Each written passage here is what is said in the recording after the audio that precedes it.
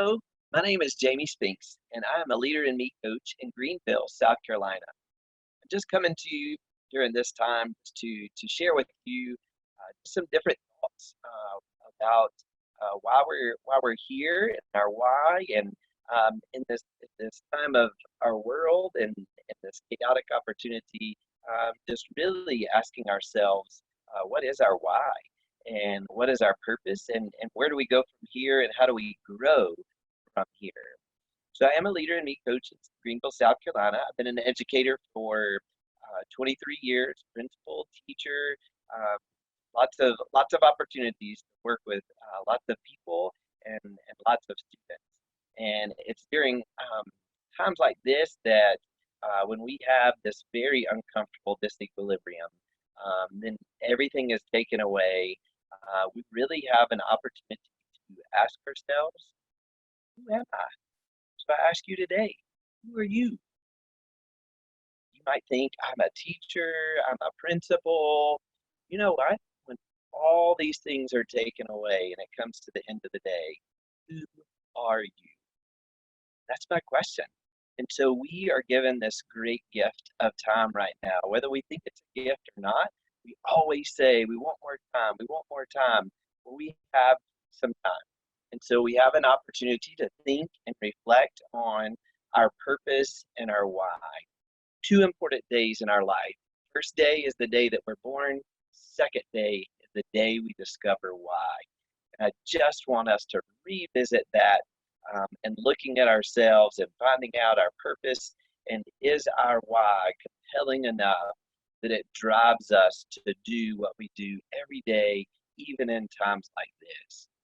Had an opportunity to share at our symposiums, and when I was able to share, I did talk about having a compelling why and being able to fuel your passion. So I just wanted to do a little modified version of that as we reflect on that question I asked you a few minutes ago. Who are you? When all these things are stripped away, who are you? And so when we reflect and think about that, we have a great opportunity. So join me and let's look in and digging in just a little bit. I had a wise superintendent that once shared with me. He said, Jamie, you need to always know what you believe. I was like, oh, I know what I believe. And he goes, no, Jamie, you need to know deep down, what do you truly believe in general about life and about you, but also about children, the way children learn, and about schools and education. He said, so let me ask it this way. What do you believe in so strongly that you would be willing to lose your job over? Whoa, that really changed the course of thought for me. So talk about shaking up my paradigm. He did just that. And so really being able to think about for a minute, what is it that you believe in so strongly about yourself, about who you are, about you, what you do, about your why, that you would be able to lose everything over, because we've lost so much of what we know as common or what we know is normal. And we have an opportunity to live life a little bit differently. Have 3 boys and a fabulous wife, and this has really given us an opportunity to think about what is life really about for the Spinks family. So you may want to take an opportunity at some point in time just to capture that and then reduce it down to a hashtag and write it on a sticky note, just so that you have that right there for you to think about and to ponder about what your why is, and why you are here and who you are. And is your why so compelling that it drives you to do those things that are most important?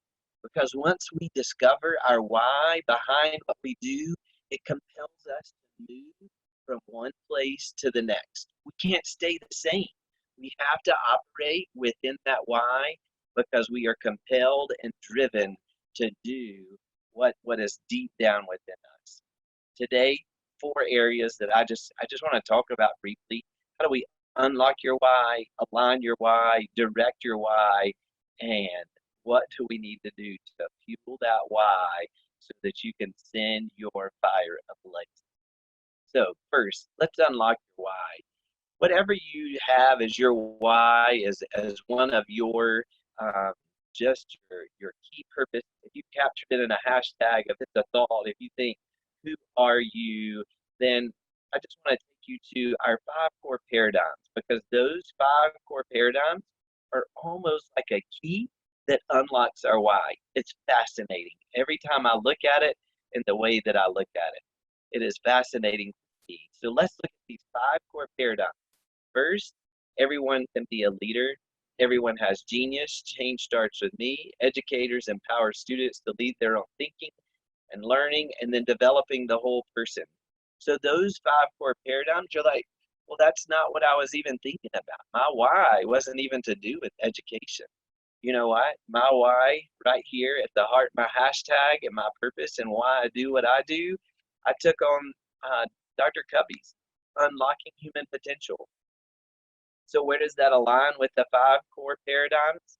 For me, it was habit number 4, or excuse me, core paradigm number 4, which is educators empower students to lead their own learning. But really, I, as a person, want to empower people to find who they are and to unlock them so that they can go and reach their full potential. Like, I have cold chills right now. That is part of my heartbeat. If I can unlock my 3 boys and my wife and help them to be better people, that's so encouraging to me. So for me, that is what unlocked my why, was the paradigm of motivation.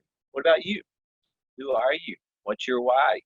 Which one of these perhaps could truly unlock your why to help unleash you and move you forward? Let's keep moving. Next, we're going to look at habit number 8, find your voice. And what we want to see is, now that we're unlocked, okay, we opened it up, we've unlocked it, we want to see, how does it line up? What direction am I going in? What, is everything in my life working together and walking in cadence and happening in the way that it needs to? And during a time like this, is a great opportunity for us to be able to find our voice. So when we look at the material around find our voice, we look at 4 areas, and when they converge is when we can oftentimes discover our voice. So what is voice? It's a talent. What is one good at doing? A passion. What does one love to do? I told you a while ago that gave me cold chills, even saying it. That's a passion. That is so exciting to me. It can bring me to tears to think about being able to do that. What is needed by others in the world? Wow, we have such a need right now, and we realize even now, even in the virtual world, we need people. I believe we are made to interact and to have interaction and encouragement, and there is such a need. So how can we use who we are and what we're doing to fill that need? Being able to find our voice. And then our conscience. What is the right thing to do? Right now, we have an opportunity to think through that, and what our conscience is, and being able to move in a way to find our voice and being able to do that. So I ask you, all the things that you have set up that you are doing, how does it align with what you're doing and finding your voice? Your why should align with the things that you do and your voice and finding that opportunity. So we've unlocked. We're going to align and make sure that our actions and what our voice is truly aligned with our why, and they can't be separate. All right, and looking at these areas. So the next thing we're going to do in looking at our why, the third thing, is we're going to direct it. So now that we're all aligned and working in cadence, now we're going to move forward in the direction we need to go in. So this is the part that we're going to talk about. How does your why direct you through the pause? Jamie, what in the world is the pause? Well, it goes back to habit number 1. When we learned about habit number 1, we talked about we have a stimulus and we have a response. And when I have a stimulus, I'm going to respond to that stimulus one way or another. And if I turn both of those in, I create what's called the paused button. And so what's inside that pause, besides my face, what's inside that pause is a space.